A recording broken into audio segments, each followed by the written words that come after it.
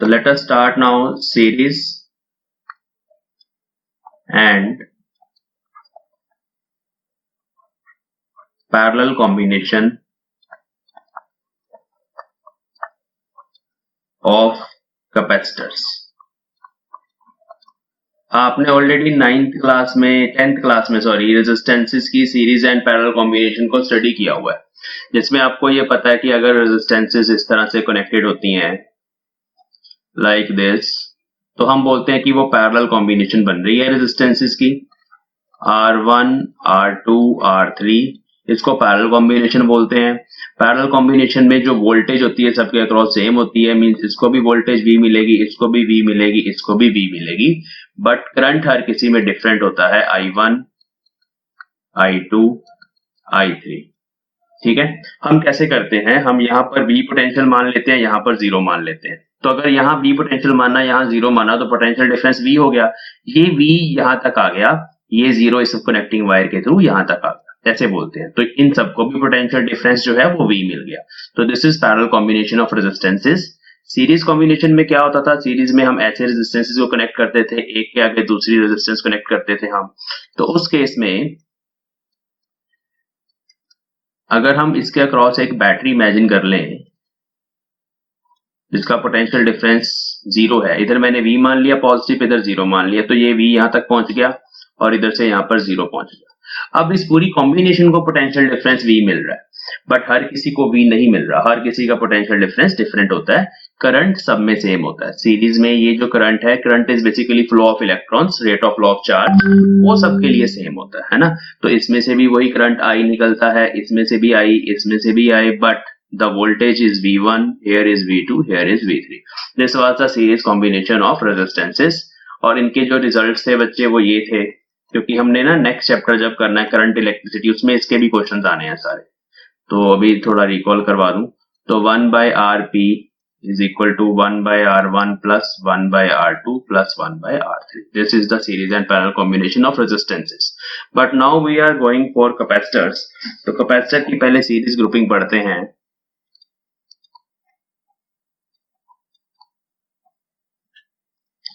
देखो, ये हमारे पास कैपेसिटर्स के सिंबल होते हैं, ये सिंबल है कैपेसिटर्स का,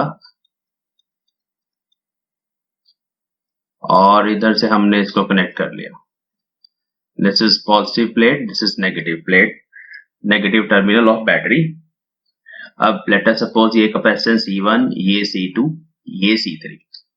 तो सबसे पहले हम सीखेंगे कि चार्ज कैसे डिस्ट्रीब्यूट होता है इन सब प्लेट्स के ऊपर। जब इस बैटरी ने पॉजिटिव चार्ज दिया इस प्लेट को, तो इस प्लेट पर आ गया प्लस Q, यहाँ जाता है प्लस Q।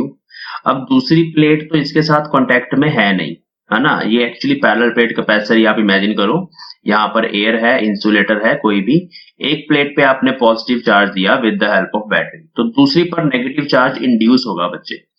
तो यहाँ पर ये पॉजिटिव इस पूरे कंडक्टर में से नेगेटिव को अपनी तरफ खींच लेगा इधर, और जितना नेगेटिव यहाँ खींचेगा उतनी डेफिशिएंसी हो जाएगी यहाँ पर नेगेटिव की, मींस उतना ही पॉजिटिव यहाँ आ जाएगा। ये एक समझने वाली चीज है। अब इस कॉन्सेप्ट में ये जो पार्ट है, ये वाला पार्ट, इसमें पहले कैपेसिटर की एक प्लेट आ रही है और दूसरे कैपेसिटर की एक प्लेट आ रही है। ये एक आइसोलेटेड सिस्टम है बच्चे, आइसोलेटेड, ये कहीं पर भी कनेक्टेड नहीं है, ये किसी बैटरी के साथ, किसी और किसी चीज के साथ कनेक्ट नहीं है, आइसोलेटेड है ये। इस पे एक प्लेट पे जो चार्ज है बच्चे वो माइनस Q है, और दूसरी प्लेट पर जो चार्ज है वो प्लस Q है, but the total charge of this system minus Q plus Q add करेंगे 0 आएगा। ठीक है, अब सेम ही प्रोसेस अगले कैपेसिटर के लिए हो जाएगी, यहाँ पर नेगेटिव इंड्यूस हो जाएगा अंदर वाली साइड पे, उतना ही पॉजिटिव यहाँ इंड्यूस हो जाएगा, यहाँ नेगेटिव इंड्यूस हो जाएगा, ठीक है, और यही नेगेटिव एक्चुअली यहाँ तक आ जाएगा हमारे पास। तो इस तरह से इस प्लेट पे प्लस Q, इस पे माइनस Q, उतना ही प्लस Q इस पे माइनस Q, उतना ही प्लस Q इस प्लेट पे, लेफ्ट वाली प्लेट पे, और राइट वाली प्लेट पे उतना ही माइनस Q। तो मींस सारी प्लेट्स पर जो चार्ज है दैट इज Q। जब हम बोलते हैं ना चार्ज ऑन कैपेसिटर, तो हम टोटल चार्ज नहीं बोल रहे, हम बोल रहे हैं चार्ज ऑन ईच प्लेट। ठीक है, चार्ज ऑन कैपेसिटर का मतलब होता है चार्ज ऑन ईच प्लेट। तो हर किसी प्लेट पे अगर हम चार्ज बोले, सिंगल प्लेट का चार्ज बताते हैं, वो क्यू है अभी। तो हम सिंपली इस चीज को ऐसे लिख देते हैं कि हर किसी को जो चार्ज मिलेगा वो क्यू मिलेगा। उस क्यू को मैं हाईलाइट कर दूं, इसको भी क्यू चार्ज मिल गया, इसको भी क्यू चार्ज मिल गया, इसको भी क्यू चार्ज मिल गया। ठीक है बच्चों, अब वोल्टेज की बात करते हैं। तो देखिए आपके सामने ही है, हमारे पास जो कैपेसिटर का फॉर्मूला होता है C is equal to Q by V होता है बच्चों। अब अगर आपने वोल्टेज निकालनी है तो सिंपल जैसे ओम्स लॉ में करते थे, V is equal to Q by C बन गया फॉर्मूला, ये फॉर्मूला बन गया। अब आपको पता ही है कि पहले कैपेसिटर की कैपेसिटेंस C1 है, चार्ज Q है, तो उसकी potential V1 is Q by C1। दूसरे कैपेसिटर का potential V2 is Q by C2। Same इसी फॉर्मूले से निकालना हमने सारा कुछ, V3 is equal to Q by C3। तो इस तरह से हर किसी कैपेसिटर के ऊपर कितना पोटेंशियल डिफरेंस है उसकी दोनों प्लेट्स पे, वो हम फाइंड कर सकते हैं। तो यहां पर हो गया जी V1, इस पे आ गया V2, इस पे आ गया V3, but the total potential difference is V, ये हमें पता है। अगर आप इंडिविजुअल निकालना चाहते हैं तो ये फॉर्मूले आपके काम के हैं। अब टोटल पोटेंशियल डिफरेंस जो है टोटल, वो V है, और वो होगा V1 plus V2 plus V3। ठीक है, वो इसके बराबर होगा, तीनों के सम के बराबर होगा। Now we will substitute here the values for V1, V2, V3 and V। अब V is total ना, तो टोटल V अगर हमें फाइंड करना है इसी फॉर्मूले से, अगर टोटल V हमें फाइंड करना है तो ये बनेगा V इज इक्वल टू, यहां लिखता हूं जो हमने अप्लाई किया, Q बाई C इक्विलेंट। तो V जो है that is Q by C equivalent, जो हमारे पास टोटल वोल्टेज थी, क्योंकि चार्ज तो Q सप्लाई किया। V1 is Q by C1, V2 is Q by C2 and V3 is Q by C3। तो Q कॉमन आ जाएगा, तो formula is 1 by C equivalent.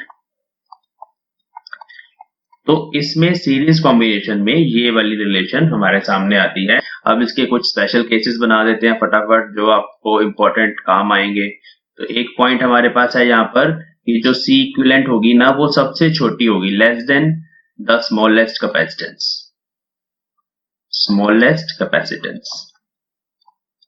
ये एक पॉइंट इंपॉर्टेंट है, याद रखना। दूसरा पॉइंट है कि अगर आपके पास आइडेंटिकल कैपेसिटर्स होते तो C इक्विवेलेंट किसके बराबर आती है, C बाई N। अगर ये सब बराबर होते, मान लो ये 6 फैरेड, ये 6 फैरेड, ये 6 फैरेड, तो जो नेट कैपेसिटेंस आती वो आती 6 बाई 3, जितने भी नंबर ऑफ कैपेसिटर्स जुड़े हुए हैं। तो where N is number of capacitors in series. ठीक है, सीरीज में कितने लगे हुए हैं तो C बाई N डायरेक्टली लगा दो। अभी आपके पास ये V1, V2, V3 सबके फॉर्मूले जो हैं वो आपको पता लग गए। अगर आपको चार्ज पता लग जाए, बैटरी ने कितना चार्ज सप्लाई किया है, तो वहां से आपके पास ये सारे रिलेशंस आ जाएंगे। इस फॉर्मूले को हम ऐसे लिख सकते हैं। अभी देखो, यहां से हम Q निकाल लें अगर, तो Q है हमारे पास C इक्विवेलेंट टाइम्स V, है ना, C इक्विवेलेंट टाइम्स V। तो इसको अगर मैं यहाँ पे सब्स्टिट्यूट कर दूं तो V1 will be C equivalent V upon C1। अब C इक्विवेलेंट आप निकाल लो पहले से, वो आप फॉर्मूला लगा के निकाल लो, उसको टोटल पोटेंशियल से मल्टीप्लाई करो डिवाइड बाय C1, तो दिस इज V1। सिमिलरली अगर V2 निकालना चाहते हो, चार्ज निकालने की जरूरत नहीं है, उसमें C इक्विवेलेंट निकालो, जस्ट उसको टोटल वोल्टेज से मल्टीप्लाई करो डिवाइड बाय C2। और ऐसे ही V3 निकालना चाहते हैं तो जो भी आपने C इक्विवेलेंट निकाली उसको टोटल वोल्टेज से मल्टीप्लाई करो डिवाइड बाय C3। तो इसमें चार्ज निकालने की जरूरत नहीं। अगर आप चार्ज निकालना चाहते हैं, नेक्स्ट पॉइंट Q निकालना चाहते हैं, तो क्या करना है, आपने इस फॉर्मूले को यूज करना है, C इक्विवेलेंट निकाल के इनटू V कर देना है, वोल्टेज इनटू C इक्विवेलेंट। इसको सॉल्व करके आप बता सकते हैं। ठीक है, अब पैरेलल कॉम्बिनेशन में क्या होता है, हम तीन कैपेसिटर ले लेते हैं, ऐसे जुड़े होते हैं तीनों कैपेसिटर्स।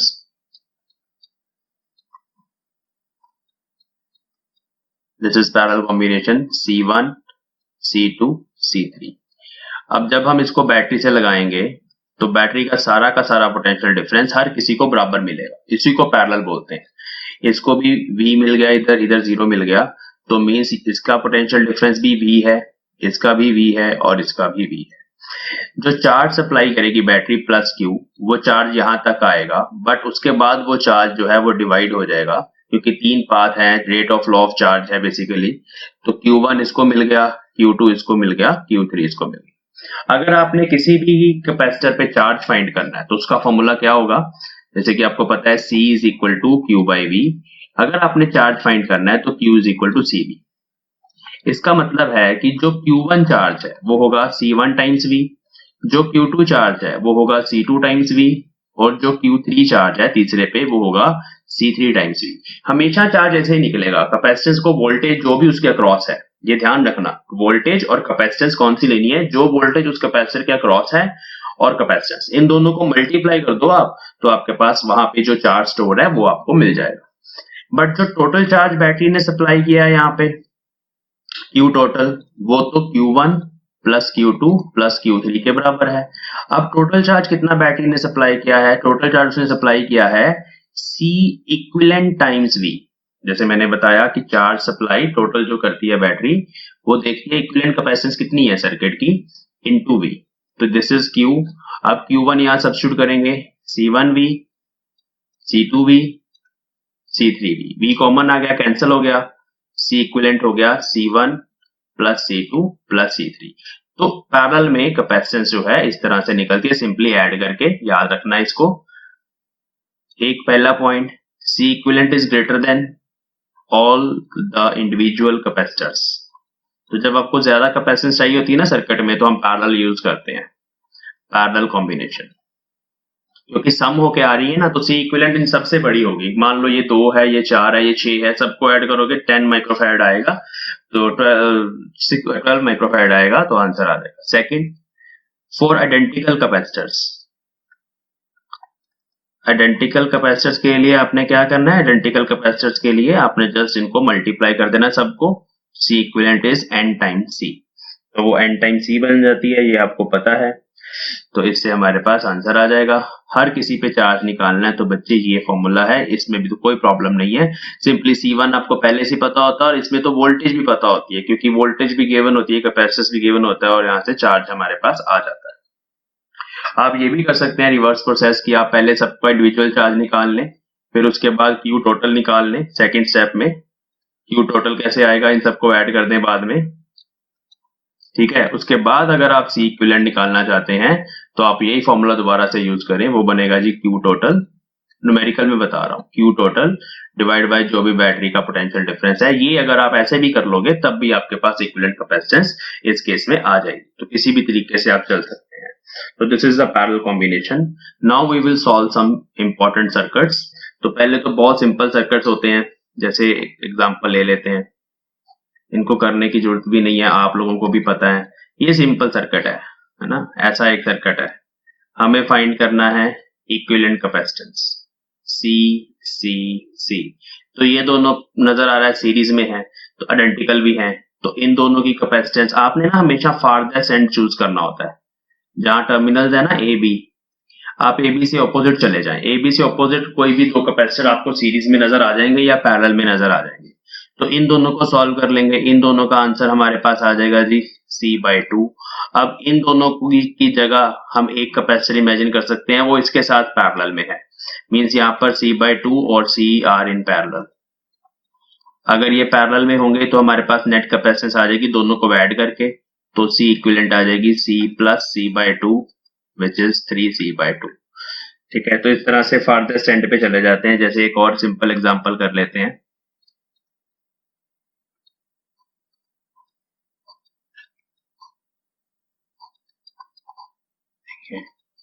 ठीक है जी, ये हमारे पास एक सर्किट है, और यहाँ पर हमारे पास एक ये भी कैपेसिटर लगा हुआ है ऐसे, और यहाँ पर दो टर्मिनल्स हैं। टर्मिनल्स पे बहुत डिपेंड करता है, उसी पे डिपेंड करता है कि कैपेसिटेंस क्या आएगी।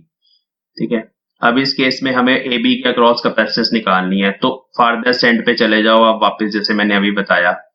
तो साफ साफ नजर आ रहा है, चाहे आप ऊपर की तरफ चले जाएं, ये दोनों अलग से सॉल्व कर लो, जो सॉल्व होते हैं उनको सॉल्व कर लो, ये दोनों अलग से सॉल्व कर लो। तो नीचे वाले जो दोनों हैं उनका रिजल्ट हमारे पास आ जाएगा C/2, ऊपर वाले जो दोनों हैं उनका रिजल्ट भी आ जाएगा C/2, ये वाला C/2, ये वाला C/2 और ये वाला C, ये तीनों पैरेलल में है। तो C इक्विवेलेंट आ जाएगा C/2 plus C/2 plus C। Parallel में सिंपली ऐड करना है, सीरीज में हमें 1 बाय करके ऐड करना होता है। तो answer is C plus C which is 2C। तो ये सिंपल सर्किट्स हैं। ये एग्जांपल करेंगे हम। एक ये कैपेसिटर लगा हुआ है, यहाँ 2 लगे हुए हैं, यहाँ 3 लग गए, ठीक है। ऐसे करते करते हमारे पास 3 नहीं है 4 है यहाँ पे, और ऐसे करते करते हमारे पास इनफाइनाइट है, ये बढ़ते चले जा रहे हैं ऐसे, ठीक है। और ए बी टर्मिनल के अक्रॉस हमें कैपेसिटेंस फाइंड करनी है। तो अब इसकी कैपेसिटेंस C, ये सारे C, ये सब C है बच्चे, ठीक है। अब अगर मैं इस सिंगल ब्रांच की बात करूं, इसमें एक ही कैपेसिटर है C कैपेसिटेंस, इन दोनों में इसमें 2 कैपेसिटर आ गए, तो इसकी कैपेसिटेंस हो जाएगी, 2 कैपेसिटर है आइडेंटिकल हैं, सीरीज में जुड़े हुए हैं, तो इसकी कैपेसिटेंस हो जाएगी C/2। और अगर आप नेक्स्ट उसकी बात करोगे नेक्स्ट ब्रांच की, तो इसमें 4 हैं, तो ये हो जाएगा C/4। ये समझ लो सीरीज में जब कैपेसिटर जुड़े होते हैं तो C/n आंसर आता है, ठीक है।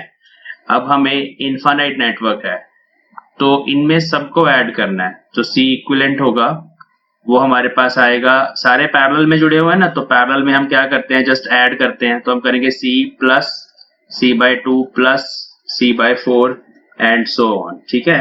तो ये GP होगी हमारे पास, और इसमें हमारे पास जो A है which is first term that is C, ठीक है। या C हम कॉमन ही ले लेते हैं, रुको, यहाँ C कॉमन ले लेते हैं, अंदर 1 प्लस 1/2 1/4 एंड सो ऑन, ठीक है। तो C बाहर रहने देते हैं, इसको छोड़ दो, इसका सम कर लेते हैं। तो ये C into first term which is 1/1 minus common ratio is half, half by 1 is half, तो इसको सॉल्व कर लेंगे। तो ये आ गया C इंटू 1/2, 2 ऊपर चला गया 2C। तो इस पूरे नेटवर्क की जो कैपेसिटेंस है equivalent capacitance that is 2C। देखो यहाँ पर एक्स्ट्रा वायर्स लगी हुई हैं, ये एक्स्ट्रा वायर्स हैं, और अभी हमें इसकी कैपेसिटेंस निकालनी है इस सर्किट की। पहले हमें देखना पड़ेगा कि ये सीरीज में है या पैरेलल में है, ए बी के अक्रॉस निकालनी है। तो देखो कैसे करना है, ध्यान से सुनना, स्टेप सुनना। आप ऐसे इमेजिन कर लेना, यहाँ बैटरी का प्लस लगा दिया, यहाँ बैटरी का नेगेटिव लगा दिया, बैटरी का पोटेंशियल डिफरेंस V, तो यहाँ से V इधर इमेजिन कर लो, और इस साइड पर आप 0 पोटेंशियल इमेजिन कर लो, पोटेंशियल डिफरेंस आपके पास V ही रहेगा, ऐसे इमेजिन कर लेते हैं। मींस जब भी आपको सर्किट मिले और उसके टर्मिनल के अक्रॉस आपने कैपेसिटेंस निकालनी होती है, तो हम सिंपली क्या करते हैं, एक साइड पर V बोल देंगे पोटेंशियल, एक साइड पर 0 बोल देंगे। ऐसे ही आइडेंटिटी समझने के लिए सिचुएशन को एक बार समझ आ जाएगा, फिर बार बार ऐसा नहीं करना पड़ेगा। अब ये जो वायर है ना, ये वायर है शॉर्टकट, करंट के लिए शॉर्टकट, और वैसे भी शॉर्ट है ये, ठीक है। अब जो भी पोटेंशियल आपने यहां दिया है पोटेंशियल, इस वायर के थ्रू वही पोटेंशियल इस पॉइंट पर आ जाएगा V, क्योंकि ये वायर है, जस्ट वायर आप जहां जोड़ दो वहां पर पोटेंशियल उतना पहुंच जाता है। ऐसे यहाँ 0 पोटेंशियल आ रहा है, तो यहाँ तो 0 आएगा ही आएगा, लेकिन इस वायर के थ्रू इस रास्ते से यहाँ पर भी 0 आ जाएगा पोटेंशियल। अब आप तीनों कैपेसिटर्स देखो, पहला कैपेसिटर C1, दूसरा C2, तीसरा C3। C1 के अक्रॉस अगर मैं पूछूं कितना पोटेंशियल डिफरेंस है, C1 के अक्रॉस पोटेंशियल डिफरेंस एक साइड पे V है, एक साइड पे 0 है, तो पोटेंशियल डिफरेंस V है, मींस इसके अक्रॉस पोटेंशियल डिफरेंस V है। C2 देखो, C2 के भी एक साइड पर V पोटेंशियल है, एक साइड पे 0 है, तो इसके अक्रॉस भी पोटेंशियल डिफरेंस V है। और C3 देखो, C3 के भी एक साइड पर 0 है, दूसरे टर्मिनल पे V है, तो पोटेंशियल डिफरेंस इसका भी V है। तो सबको सेम पोटेंशियल डिफरेंस मिल रहा है। तो जब भी कंपोनेंट्स को सेम पोटेंशियल डिफरेंस मिलता है बच्चों, आप लोगों को पता है कि वो जो कंपोनेंट्स होते हैं they are in parallel. Means ये सब सर्किट मुझे गिवन था, इसमें एक्चुअली तीनों कैपेसिटर्स पैरेलल में।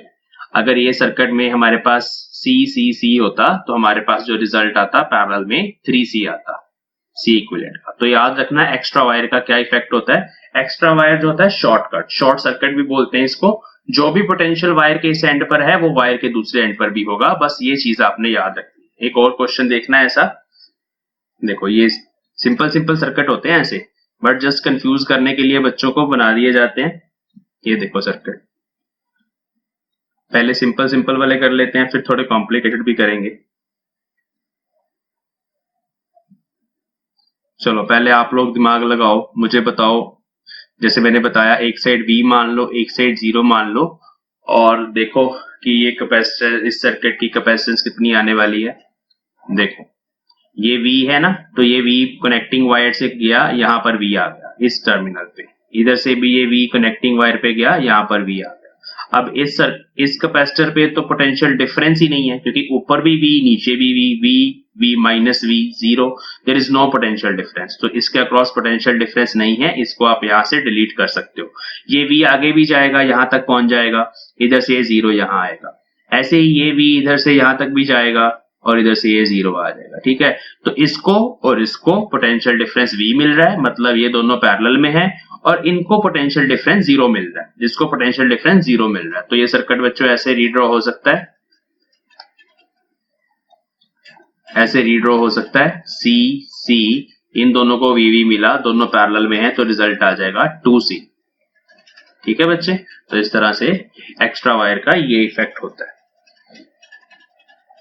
एक और देखते हैं सेम ऐसे ही सर्किट। देखो ये A है, इस कैपेसिटर को देखो, इस कैपेसिटर का एक एंड A से जुड़ा हुआ है, दूसरा एंड इसके साथ भी जुड़ा हुआ, उसके साथ भी जुड़ा हुआ है। चलो हम पहले इसको कंसिडर कर लेते हैं। C2 का एक एंड यहाँ पर तो जुड़ा ही हुआ है, इसके साथ जुड़ा हुआ है, दूसरा देखो इस कनेक्टिंग वायर के साथ पहुंच गया ना, A पे पहुंच गया ना, तो मींस C1 और C2 दोनों पैरेलल में है। पहले मैंने ये बना लिया, A मैंने यहाँ रख दिया। ये क्लियर होगा सबको। अब मैं अगर V पोटेंशियल दे दूं यहाँ पर, तो वो V पोटेंशियल इसको भी मिलेगा, इसको भी मिलेगा। इधर X दे दिया, potential difference V minus x है ना, इसको भी V मिल गया, बट यहाँ X नहीं है, यहाँ कुछ Y है ना, यहाँ सेम पोटेंशियल नहीं होगा यहाँ, क्योंकि अलग तरीके से बना हुआ है। तो अब लेकिन C3 को पकड़ेंगे। अब C3 देखो, इसका एक टर्मिनल तो A पे जुड़ा ही हुआ है, तो एक तो जोड़ देते हैं, जो जुड़ा हुआ है वो तो जोड़ दो, दूसरा देखते हैं फिर अभी कैसे बनना है, देखते हैं दूसरे को। इतनी बात क्लियर हो गई। अब हम चलते हैं C4 पे।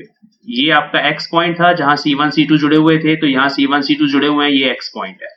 X पॉइंट के सामने C4 जुड़ा हुआ है, जोड़ दिया मैंने। वैसे ही सर्किट को रीड्रॉ करता जा रहा हूं मैं। अब आप देखो C5 को और C6 को, तो C5 और C6 बिल्कुल ऐसे ही है जैसे C1 C2 थे, ये भी दोनों पैरेलल में हो गए। तो ये मैंने बना दिया C6 बड़े आसानी से, और उसके ऊपर मैंने बना दिया C5। ठीक है, क्योंकि ये Y है ना, यहाँ पोटेंशियल अगर जीरो है तो Y माइनस जीरो इसको मिल गया, ये जीरो यहाँ पहुंच गया, Y माइनस जीरो इसको मिल गया, तो दोनों को Y माइनस जीरो दोनों सेम पोटेंशियल डिफरेंस में है, तो C5 C6 पैरेलल में है। अब C4 की बात आ गई, तो C4 का एक टर्मिनल तो बच्चे X से जुड़ा हुआ है, तो वो तो मैंने X से जोड़ दिया। दूसरा कहाँ जुड़ा हुआ है C4 का, कहाँ जा रहा है, B पे, तो जोड़ देते हैं B पे, यहाँ बनाते हैं B। अब ये सर्किट सिंप्लीफाई हो गया। अब आप इसको सॉल्व कर सकते हो, अब कुछ भी नहीं है, अलग अलग कैपेसिटर्स जोड़ो। देखो अब कैसे सॉल्व करना है, ये दोनों पैरेलल में, इनका रिजल्ट 2C, ये दोनों पैरेलल में, इनका रिजल्ट 2C, ये पैरेलल और ये सीरीज दोनों का रिजल्ट ऐड करके नहीं, सीरीज वाला फॉर्मूला लगा के 2C इंटू C, अभी किया था ना, ऊपर मल्टीप्लाई करते हैं, नीचे ऐड करते हैं, तो ये बन गया 2/3C। तो ये वाली पूरी ब्रांच हमारे पास बन गई जी 2/3C, और नीचे वाली पूरी ब्रांच भी बन गई 2/3C। तो ये दोनों ब्रांचेस आपस में पैरेलल में है, तो अगर ये दोनों आपस में पैरेलल में है तो C इक्विवेलेंट आ जाएगी, क्या आएगी, दोनों को ऐड कर दें तो हमारे पास आ जाएगा 4/3C। अब मैं आपको एक और चीज यहाँ पे सिखाना चाहता हूँ। लेट अस सपोज इस क्वेश्चन में उसने बोला होता कि एक बैटरी लगाई हुई है, क्वेश्चन को थोड़ा सा आगे मैं मॉडिफाई कर रहा हूँ, एक बैटरी लगाई हुई है V वोल्ट की, इसके अक्रॉस वो दिया हुआ था हमें, and let us suppose that is 100 volt. ठीक है, ये गिवन है, और जो मैंने कैपेसिटेंस लिया उसकी वैल्यू भी बता देता हूँ। लेट अस सपोज जो C है दैट इज 10 माइक्रोफैरेड, ये हमारे पास गिवन है चीजें, 10 माइक्रोफैरेड।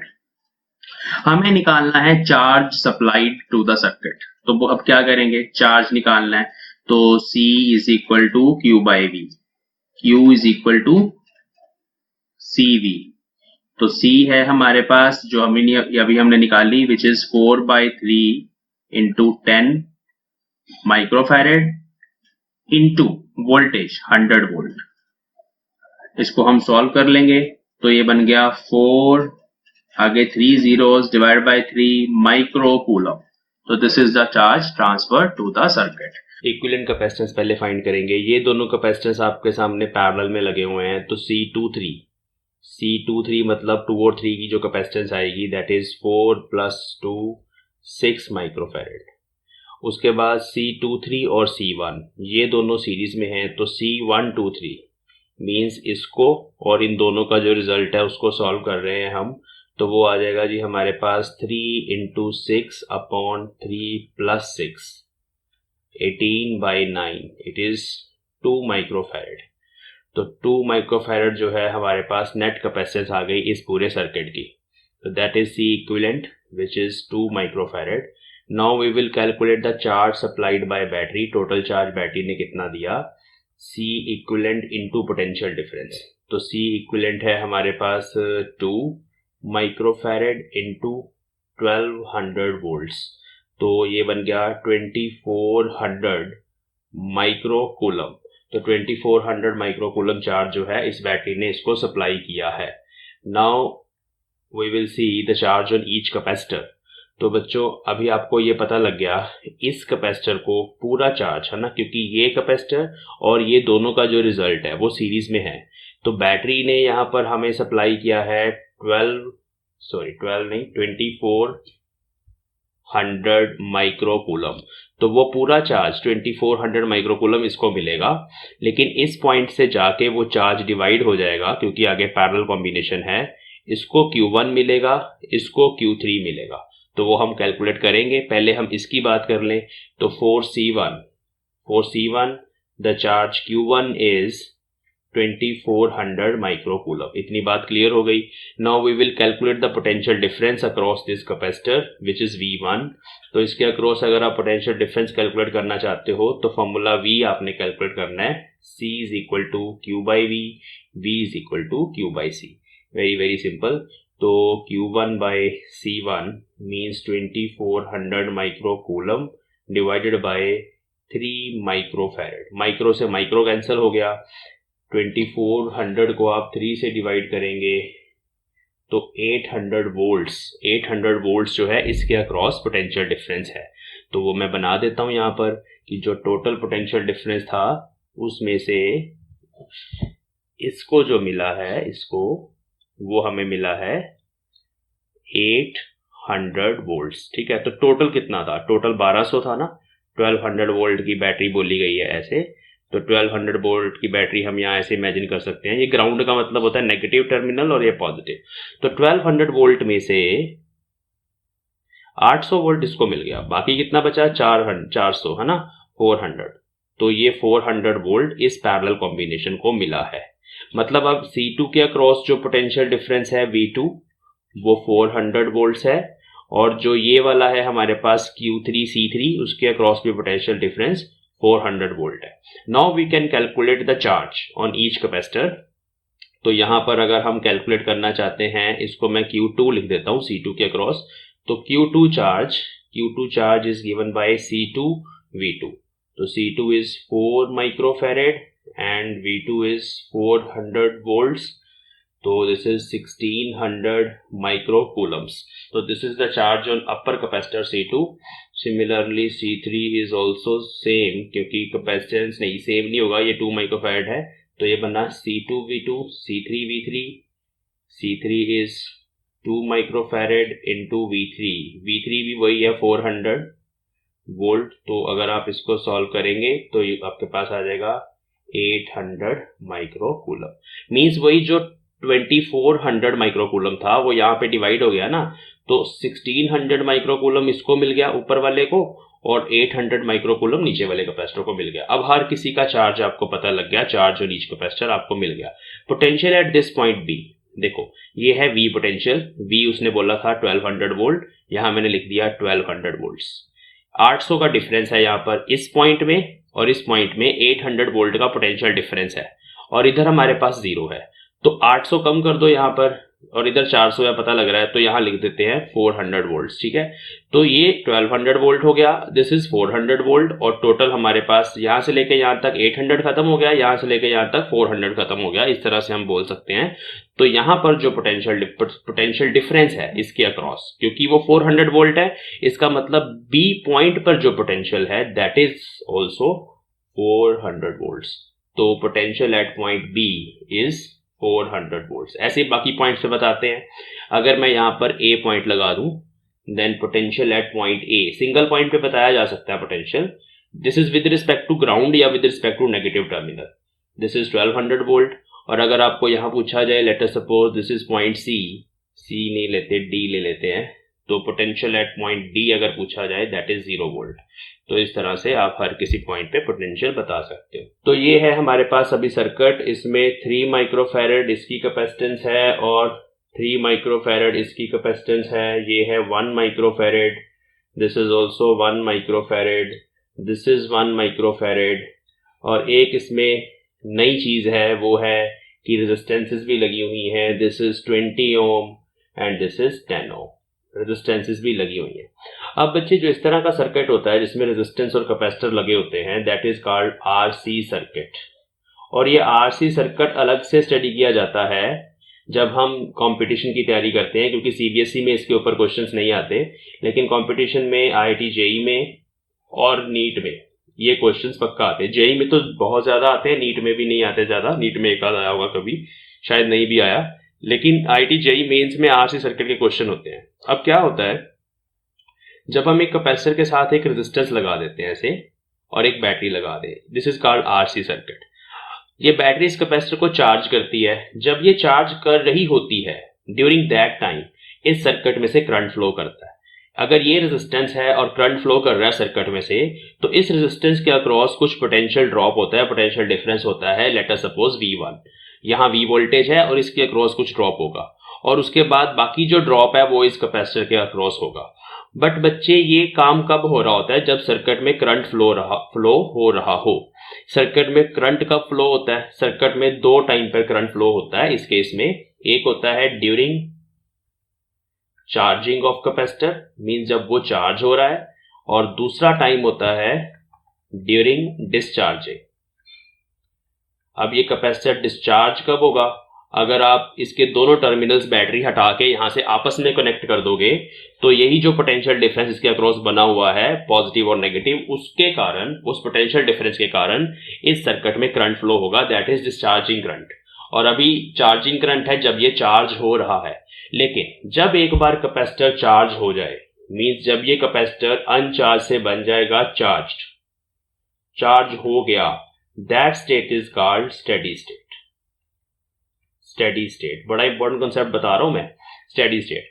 इस स्टेडी स्टेट में जाने के बाद इस सर्किट में करंट नहीं होता, सारे कैपेसिटर्स पे चार्जेस होते हैं बट करंट नहीं होता। उसका कारण ये है कि ये सारे कैपेसिटर्स के अक्रॉस जो पोटेंशियल डिफरेंस बनता है, वो पोटेंशियल डिफरेंस इस बैटरी के पोटेंशियल डिफरेंस के बराबर हो जाता है। समझ गए मेरी बात? सिंपल एग्जांपल से समझो, एक कैपेसिटर है मेरे पास, उसके अक्रॉस मैंने एक बैटरी लगा दी, यहां एक स्विच लगा दिया ऐसे, तो बैटरी की वोल्टेज V है, प्लस माइनस, कैपेसिटर पे अभी कोई वोल्टेज नहीं है। जैसे ही मैंने सर्किट को क्लोज किया, सर्किट में करंट आता है I, और उस करंट के कारण इस प्लेट पे पॉजिटिव चार्ज बिल्टअप होना शुरू होता है और इस प्लेट पे नेगेटिव चार्ज बिल्टअप होना शुरू होता है। कब तक ये पॉजिटिव नेगेटिव बिल्टअप होगा, ये चार्जेस कब तक ट्रांसफर होंगे, जब तक कि इस कैपेसिटर की भी वोल्टेज V नहीं हो जाती। जितनी बैटरी की वोल्टेज उतनी ही कैपेसिटर की वोल्टेज, दोनों का पोटेंशियल डिफरेंस सेम। जब पोटेंशियल डिफरेंस सेम हो जाएगा दोनों के अक्रॉस, तो सर्किट में करंट या चार्जेस कहीं भी फ्लो नहीं करेंगे। चार्ज क्यों फ्लो करते हैं? पोटेंशियल डिफरेंस की वजह से। तो मैं ये बता रहा हूं, in steady state the potential difference of battery is equal to potential difference of capacitor. अगर सिंगल कैपेसिटर है तो सिंगल लिख दो, अगर ये पूरी कॉम्बिनेशन है तो उस कॉम्बिनेशन के अक्रॉस जो पोटेंशियल डिफरेंस है वो सारा बैटरी के बराबर हो जाता है। Then current I is 0। अगर करंट I 0 हो जाएगा बच्चे, तो मतलब ना तो इसके अक्रॉस कोई पोटेंशियल डिफरेंस है, क्योंकि ओम्स लॉ बोलता है V is equal to IR। अब I ही 0 है तो पोटेंशियल डिफरेंस नहीं है, तो रेजिस्टेंस लगी है चाहे नहीं लगी कोई मतलब नहीं बनता। सिमिलरली यहां पर भी रेजिस्टेंस लगी है चाहे नहीं लगी कोई मतलब नहीं बनता। कब नहीं है ये मतलब? जब स्टेडी स्टेट है। अगर चार्जिंग हो रही है और डिस्चार्जिंग हो रही है तब करंट का और वोल्टेज का पूरा इफेक्ट है, वो डिफरेंट टॉपिक है, वो हम पढ़ेंगे जब हम जेई के टॉपिक्स करेंगे after the chapter of current electricity. पूरी रेजिस्टेंस पढ़ के उसके बाद ये टॉपिक आएगा। तो अभी हम वापस आ जाते हैं, स्टडी स्टेट में आ जाते हैं। इस तरह का अगर आपको एक सर्किट दिया गया है और वहां एक बैटरी लगी हुई है और ये बोल दिया कि कैपेसिटर चार्ज हो चुके हैं, तो हमें इसको सॉल्व करना है। क्या फाइंड करना है इस क्वेश्चन में? इस क्वेश्चन में बच्चे हमें फाइंड करना है, find the potential difference between points A and B. Now where are A and B? This is point A, this is point B. तो ए और बी के बिटवीन मुझे पोटेंशियल डिफरेंस फाइंड करना है। ये वाला पॉइंट सी है जो क्वेश्चन में बना हुआ है बुक में, and that between B and C. हाँ, बी और सी में भी पोटेंशियल डिफरेंस निकालना है और ए और बी में भी पोटेंशियल डिफरेंस निकालना है। ए पे कितना पोटेंशियल है? 100, क्योंकि बैटरी का पॉजिटिव लगा हुआ है, और सी पे कितना पोटेंशियल है? 0। चलिए अब पहले क्या करेंगे, वैसे ही इक्विवेलेंट कैपेसिटेंस फाइंड करते हैं, सी इक्विवेलेंट। देखो बच्चों, इस सर्किट को ध्यान से देखेंगे, इसको बोल देते हैं C1, C2, C3, C4, C5, और मैं इस सर्किट को रीड्रॉ करने वाला हूं। पहले मैं इसको दोबारा से रीड्रॉ करूंगा, ध्यान से देखेंगे। C1 के दोनों टर्मिनल, ये दोनों टर्मिनल, और C2 के दोनों टर्मिनल इस वायर के थ्रू यहीं पर जुड़े हुए हैं, एक ही पॉइंट पर जुड़े हुए हैं। मीन C2 और C1 दोनों पैरेलल में है। तो मैं दोनों को पहले ड्रॉ कर दूंगा। दिस इज C1 और उसके साथ मैंने पैरेलल में लगा दिया सिंपली C2। सर्किट को थोड़ा सिंप्लीफाई। उसके बाद बी पॉइंट आ गया मेरे सामने, मैंने यहाँ बी पॉइंट लगा दिया। ऐसे ही ये भी दोनों ऐसे ही है। देखो C3 के दोनों टर्मिनल यहाँ जुड़े हुए हैं और C4 का दूसरा टर्मिनल इस वायर से होता हुआ इसी के अक्रॉस जुड़ा हुआ है। मतलब C3 और C4 भी जो है वो भी पैरेलल में है। ये जोड़ दिया मैंने C3, इसके पैरेलल में मैंने जोड़ दिया C4। दिस इज C4, ठीक है, दोनों जोड़ दिए। अब हमने नीचे आ गए। नीचे हमारे पास ये जो कैपेसिटर बचा C5, इसके दोनों टर्मिनल बैटरी के साथ जुड़े हुए हैं। देखो ये यहां से ऐसे गया, कंप्लीटली बैटरी के ए पॉइंट तक आ रहा है, रेजिस्टेंस को भूल जाओ। सिमिलरली इधर से गया और बैटरी तक आ रहा है। तो मैं यहां पर जोड़ दूंगा नीचे वाला कैपेसिटर विच इज C5, और सारा सर्किट हम इस तरह से बैटरी के अक्रॉस जोड़ देंगे और रेजिस्टेंसेस बनाने की जरूरत नहीं है क्योंकि स्टेडी स्टेट है यहाँ पे। अभी इसको सॉल्व करना बहुत इजी है। इन दोनों का आंसर आ गया 6 microfarad. This is 6 microfarad, this is 2 microfarad. मैं वैल्यूज लिख दूं, 6 माइक्रोफैरेड मैं लिख देता हूं यहाँ पर। C12 इज 6 माइक्रोफैरेड, C34 ये दोनों पैरेलल में हैं, ये दोनों पैरेलल में हैं। This is 2 microfarad. ओके, दोनों आपको पता चल गए। अब इन दोनों को आपस में सीरीज में जोड़ना हमें, तो इन दोनों का जो रिजल्ट है C1 2 3 4 वो आ जाएगा। इन दोनों को मल्टीप्लाई कर देते हैं ऊपर, नीचे दोनों को डिवाइड कर दे, ऐड कर देते हैं। तो 6 into 2 12, 6 plus 2 8, इट इज 3/2, 4 पे गया 3/2 माइक्रोफैरेड। तो 3/2 माइक्रोफैरेड हमारे पास इसकी कैपेसिटेंस आ गई ऊपर वाली ब्रांच की। ठीक है बच्चों, ओके। अब हम चलते हैं नीचे C5 के साथ। तो C5 इज 1 माइक्रोफैरेड। तो ये दोनों पैरेलल में हैं, 3 4 5 पैरेलल में हैं। तो 3/2 + 1, तो दिस इज 5/2 माइक्रोफैरेड। तो पूरे सर्किट की जो कैपेसिटेंस है वो मैंने फाइंड कर ली, 5/2 माइक्रोफैरेड। अब हमें क्या करना है, अब हमें चार्ज निकाल लेना है। बैटरी की वोल्टेज 100 वोल्ट है, तो total charge Q total, C equivalent into voltage. C equivalent is 5/2 into voltage which is 100। तो ये हमारे पास आ गया जी 500/2 माइक्रोकूलम। ठीक है, इसको हम लिख लेते हैं 250 माइक्रोकूलम। तो टोटल चार्ज बैटरी ने 250 माइक्रोकूलम जो है वो हमें सप्लाई किया है। अब हमें पोटेंशियल डिफरेंसेस निकालने हैं। तो चलिए अगले शीट पे चलते हैं। ये हमारे पास सर्किट था जो हमें गिवन था और हमें पता लग गया जी Q टोटल आ गया हमारे पास 250 माइक्रोकूलम। बैटरी की वोल्टेज हमें पता है 100 volt. Potential at point A हमें पता है VA इज 100 मुझे पता है VC इज 0 वोल्ट, ये दोनों चीज़ें मुझे पता है। मुझे B पे पोटेंशियल फाइंड करना है। तो जो हमारा सर्किट था उसको अगर हम देख लें वापस से, हाँ जी बच्चों, तो आपको भी पता लग गया यहाँ पे कि यहाँ पर पोटेंशियल 100 है, यहाँ पे पोटेंशियल 0 है। This is A point, this is C point and this is B। अब ये तो कनेक्टिंग वायर आ गई सारी हमारे पास, तो ये इस पॉइंट पर भी 100 बन गया, 100 वोल्ट। इधर से भी ये सारी कनेक्टिंग वायर है, कनेक्टिंग वायर के थ्रू मतलब यहाँ पर भी पोटेंशियल 0 है। मीन्स अगर आप इन दोनों में से कोई भी पोटेंशियल डिफरेंस निकाल लो, अगर मैं ये वाला पोटेंशियल डिफरेंस निकाल लूँ वो V1 होगा, और वही V1 होगा actually potential difference between A and B। तो इसको निकालना भी जस्ट हमें बहुत आसान है, बिल्कुल टफ नहीं है। देखिए ध्यान से, तो VA माइनस VB, उसने बोला है जी पोटेंशियल डिफरेंस निकालो between point A and B, ये हमें फाइंड करना है। And this is equal to VA minus VB is V1। मैंने ऐसे बोल दिया इसको V1, उसी के बराबर है। Q5 is C is equal to Q by V, Q निकालना है CV, तो वो होगा C5 into V।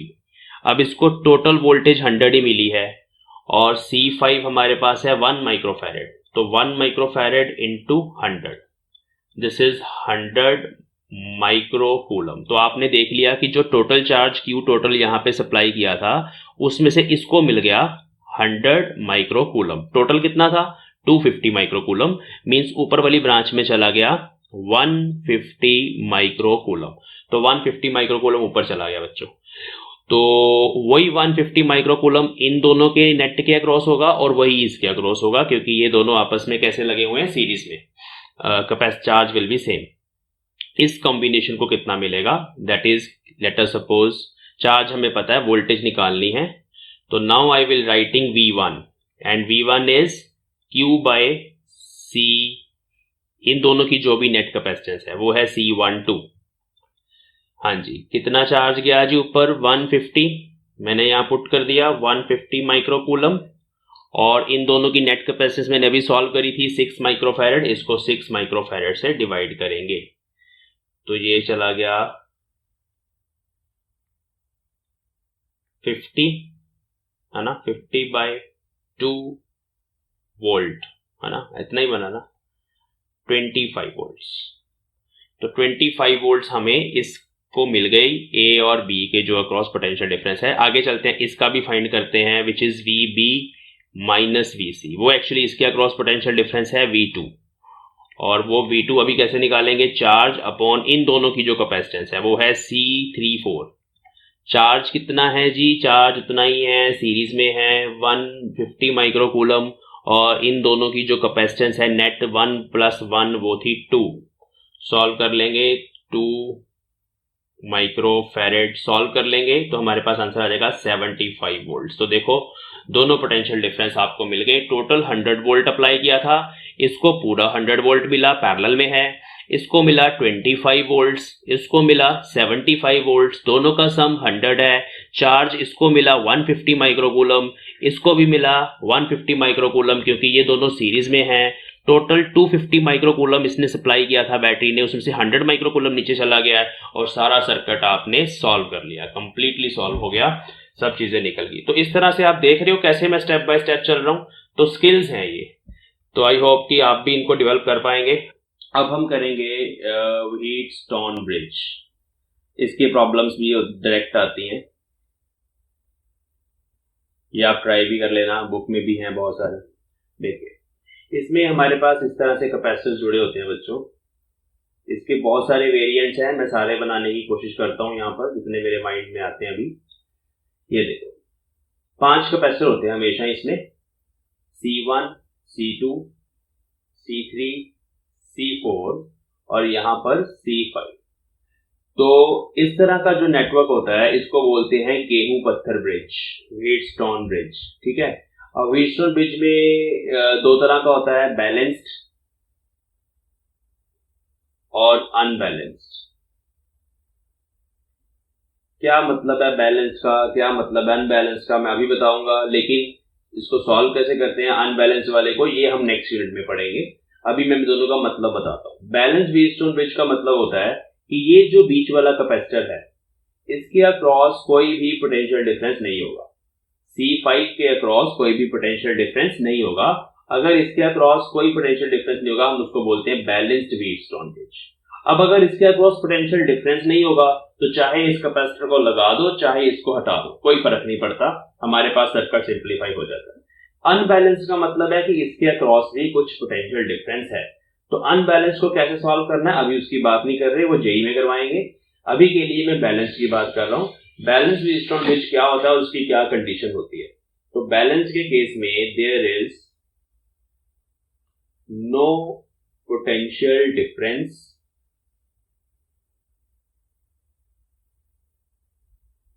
Across C5। ये जो बीच वाला कैपेसिटर है उसके अक्रॉस कोई पोटेंशियल डिफरेंस नहीं होता। Therefore it can be ignored. इसको इग्नोर कर दो, है ही नहीं वहां पे, ठीक है। ओके, कंडीशन क्या है इसकी, क्या कंडीशन होगी, आपको कैसे पता चलेगा कि बैलेंस है कि अनबैलेंस्ड है। कंडीशन है कि ये जो रेशो है C1/C2 it will be equal to C3/C4। This divide by this is equal to ये वाला कैपेसिटर डिवाइड बाय ये वाला, ठीक है। ऐसा भी नहीं है, ऐसे भी कर सकते हो, देखो। और देखो C3 नीचे ले आओ C2 ऊपर ले जाओ, तब भी बात वही है। C1/C3 C3 नीचे ले जाओ, क्रॉस मल्टीप्लाई तो कर ही सकते हैं। And C2/C4 means C1/C3 is equal to C2/C4। अगर ऐसा है, if it is there in the circuit, क्योंकि कैपेसिटेंस तो आपको गिवन ही होगी, तो अगर आप ये रेशियो कैलकुलेट करके देख लो और बराबर आ जाए तो मतलब वो जो ब्रिज है वो बैलेंस्ड है। अगर ऐसा है तभी आप उसको बैलेंस बोलोगे, अगर ऐसा नहीं है तो बैलेंस नहीं बोलोगे, ठीक है। तब उस केस में हम C5 को यहां से डिलीट कर सकते हैं। अब अगर C5 को डिलीट ही कर दिया बाकी तो तुम्हारा जो सर्किट है वो जो है वो सिंप्लीफाई हो जाएगा। देयरफॉर सर्किट बिकम्स, तो उस केस में सर्किट ऐसा बन जाएगा जो सॉल्व करना बहुत आसान है, आपने ऐसे सर्किट पहले सॉल्व किए हुए।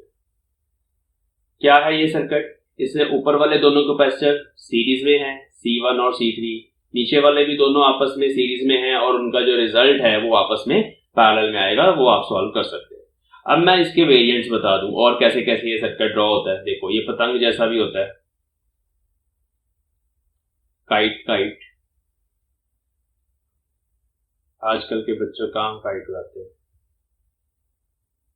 ये देखो ये ऐसा काइट जैसा, ये सेम ही सर्किट है, कोई फर्क नहीं है। देख लो कुछ भी नहीं है, जस्ट मैंने इस वायर को उठाया ऐसे लगा दिया, इस वायर को ऐसे लगा दिया, इस कैपेसिटर को इसको ऐसे लगा दिया, इसको यहां लगा दिया, बाकी सब सेम है। अगर आपके पास यहां पर भी रेशो सेम रहेगी तो C5 कैन बी डिलीटेड। तो ये भी एक सर्किट हो गया। और कैसे बना सकते हैं देखो ध्यान से, सर्कल में लगा सकते हैं इनको तो तब भी प्रॉब्लम नहीं आएगी, लेकिन एक बढ़िया वाला बताता हूं, देखो जो कंफ्यूज करता है बच्चों को। ये यहां जोड़ दिया, ये यहां लगा दिया, ठीक है। Now this is your C1, this is C2, this is C3, this is C4 and this is C5।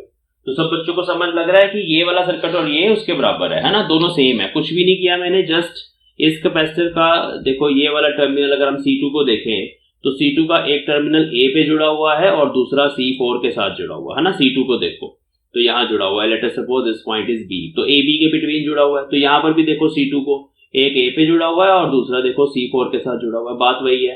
C3 देख लो, C3 का एक टर्मिनल यहाँ जुड़ा हुआ है, late us suppose this is D point, है ना, D पे जुड़ा है, और दूसरा देखो कहाँ जुड़ा है, दूसरा C1 और C5 के साथ जुड़ा हुआ है। तो देखो C3 का एक यहाँ जुड़ गया D पॉइंट के साथ और दूसरा देखो C5 के साथ यहाँ से जुड़ गया और C1 के साथ यहाँ से जुड़ गया।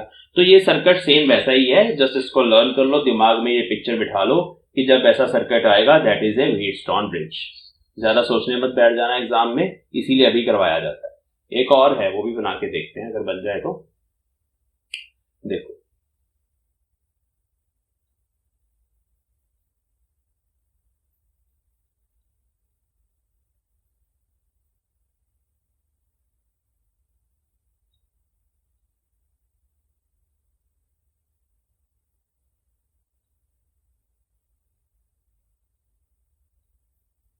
ये नया मैंने बनाया, अभी खोज करी इसकी। ए बी टर्मिनल यहाँ पर है, ये भी व्हीटस्टोन ब्रिज है, ध्यान से देख लो। बी के अक्रॉस एक ऊपर लगा हुआ है कैपेसिटर, एक नीचे लगा हुआ है, ठीक है। यहाँ बी, अगर चलो डी ले लेते हैं, डी। देखो जी, ये बीच वाला C5 मैंने ऐसे ड्रॉ कर दिया था, इसको मैंने उठाया यहाँ से, ऐसे मैंने पकड़ा अपने हाथ से, उठा के मैंने इधर की तरफ घुमा दिया, यहाँ घुमा दिया। तो ये मैंने ब्रांच यहाँ से उठा के यहाँ घुमा दी। इस वाली ब्रांच को मैंने ऐसे बना दिया, थोड़ा ऐसे करके ऊपर से और नीचे से ऐसे बना दिया, और ए भी मैंने यहाँ इन बिटवीन रख दिया। अब ए भी यहाँ भी बना सकता था, ए यहाँ रख देता, बी यहाँ रख देता, ठीक है, तो कोई प्रॉब्लम नहीं है। ये वाला पॉइंट एक्चुअली ए है, इसको कहीं पर भी जोड़ दो, ये वाला पॉइंट जो है वो बी है। तो ये भी सेम सर्किट है, इसको ट्रायंगल की फॉर्म में भी बनाया जा सकता है। देखते हैं ट्रायंगल की फॉर्म में कैसे, मुझे भूल जाते हैं पर नहीं, मुझे नहीं भूलते। ये देखो, ठीक है, ट्रायंगल बना दिया। तो यहाँ दोनों टर्मिनल्स, ये ए हो गया, ये बी हो गया। This is C1, this is C1, this is C2, ये बीच वाला C5, ये C3, ये C4। तो ये भी व्हीटस्टोन ब्रिज है। तो मुझे लगता है कि इस तरह का कोई भी सर्किट आएगा, यू कैन आइडेंटिफाई। एक तो पहचान है कि 5 कैपेसिटर होंगे, दूसरी पहचान है कि जो कैपेसिटेंस पूछी होगी वो यहाँ पर इन दोनों टर्मिनल्स के बीच में पूछी गई है। अब ये जरूरी नहीं है, देखो अब नेक्स्ट पेज पे और बनाते हैं। अगर हम ऐसे बना दें, कटी पतंग,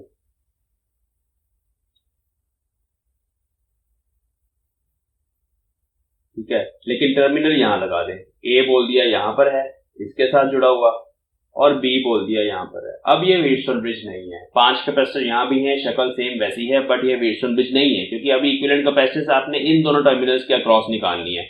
इनके अक्रॉस अगर आप देखो, यहाँ बैटरी लगा के देखो, तो आप देखो जी कि ये दोनों आपस में सीरीज में है, ये दोनों आपस में सीरीज में है, और ये बीच वाला, इसको भी वोल्टेज मिल रही है अभी पूरी सेम पोटेंशियल डिफरेंस V, इसको भी मिल रहा है, यहाँ V यहाँ 0।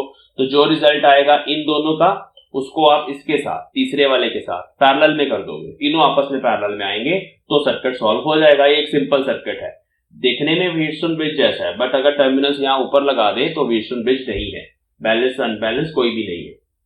लेकिन अगर सेम सर्किट में हमारे टर्मिनल्स इन दोनों एंड्स पर हैं, एक यहाँ पर है और एक यहाँ पर है AB पॉइंट, जिसके अक्रॉस हमने कैपेसिटेंस निकालनी है, तो उस केस में ये बन जाता है व्हीटस्टोन ब्रिज। सॉल्व करना इसको आसान है, जस्ट थोड़ी सी इंफॉर्मेशन थी वो मैंने बता दी। तो ये A है हमारे पास, ये B है, और हमें बताना है कि भाई नेट कैपेसिटेंस AB के अक्रॉस कितनी है। हाँ जी, कैसे करेंगे, देखो हम यहाँ पर एक आर्गुमेंट यूज करेंगे कि अगर हम इस इनफाइनाइट नेटवर्क में से एक ब्रांच हटा दें, डिलीट कर दें, इतनी एक ब्रांच यहाँ से डिलीट कर दें और AB यहाँ की बजाय यहाँ लगा दें, तो इस इनफाइनाइट नेटवर्क को कोई फर्क नहीं पड़ेगा। सच्चाई है ना। इतने बड़े नेटवर्क में से अगर आप 2 कैपेसिटर डिलीट भी कर दोगे तो इसको डिलीट करने से कोई फर्क नहीं पड़ेगा। अब लेट अस सपोज जो आगे है हमारे पास, उस सारे की कैपेसिटेंस, इक्विवेलेंट कैपेसिटेंस C है। अब अगर आप इसको डिलीट कर दोगे या लगा दोगे, एक और लगा दोगे, तब भी फर्क नहीं पड़ेगा। डिलीट करने से एक ब्रांच को या इस सर्किट में एक और ब्रांच ऐड करने से सेम तरह की सर्किट को कोई फर्क नहीं पड़ेगा। तो हम बच्चे यहाँ पर मान लेते हैं कि जो मेरे पास नेट कैपेसिटेंस आने वाली है वो C के बराबर है, और इस अगले वाले पोर्शन की भी कैपेसिटेंस C के बराबर है। तो सर्किट अब देखना कैसे बना सकते हैं। मैंने एक नेटवर्क ऐड कर दिया यहाँ पे, ठीक है, ये जितना भी था इसको ऐसे उठाया, मैं बनाता हूं यहाँ पे, देखो मैं सब करके दिखाता हूं आपको।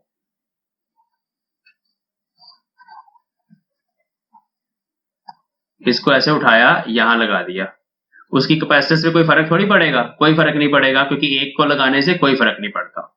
तो ये बात आपको क्लियर है, इससे फर्क नहीं पड़ेगा। तो इसका मतलब है यहां पर हमने उसकी जगह जो नेट कैपेसिटेंस मानी है C, इसका आंसर उसको लगा दिया, और यहां पर मेरे पास 1 माइक्रोफैरड वैसे ही है, 2 माइक्रोफैरड वैसे ही है, मींस ये नेटवर्क इसके बराबर है, बस सिंपल सी बात है। और इसका आंसर भी जो आने वाला है वो C आने वाला है। अब इसका आंसर कितना आएगा, देखो ये दोनों आपस में सीरीज में हैं, तो इन दोनों का आंसर आएगा बच्चों C डैश, सीरीज में क्या फॉर्मूला लगता है, दोनों को मल्टीप्लाई करेंगे 2C, दोनों को मल्टीप्लाई किया, इसकी कैपेसिटेंस 2 माइक्रोफैरड और इसकी मैंने C मान ली 2C, नीचे दोनों को ऐड करेंगे C प्लस 2, तो इसकी कैपेसिटेंस हो गई इतनी। अब ये C-1 के साथ पैरेलल में लगा हुआ है, तो जो आपके पास कंप्लीट इनका आंसर आएगा इस पूरे का, वो आंसर कितना आएगा, वो आएगा 2C अपॉन C/2 प्लस 1, ये आंसर आएगा इस पूरे नेटवर्क का। और ये किसके बराबर आएगा, C के ही बराबर आएगा, क्योंकि इनफाइनाइट नेटवर्क है। अब इसको सॉल्व कर लो और यहां से C निकाल लो, बड़ा आसान है। 2C plus C plus 2 divide by C plus 2 into C, इसको सॉल्व करेंगे। C स्क्वायर प्लस 2C, इधर भी है 2C plus C plus 2, 2C से 2C कैंसिल हो गया, हमारे पास आ गया C square minus C minus 2 equal to 0। Quadratic equation बन गई। क्वाड्रेटिक इक्वेशन को सॉल्व कर लेंगे। C square minus 2C minus C minus 2 equal to 0, C common ले लिया, C माइनस 2 माइनस 1 कॉमन ले लिया, तो मेरे पास प्लस 1 कॉमन ले लिया यहाँ पे, तो C माइनस 2 इक्वल टू 0। तो एक C की वैल्यू आ गई C plus 1, C minus 2 equal to 0। Solve किया, C की वैल्यू माइनस 1 आ गई या 2 आ गई, तो नेगेटिव होती नहीं है कैपेसिटेंस, तो C का आंसर आ गया 2 माइक्रो फैरेड, ये आंसर आ गया।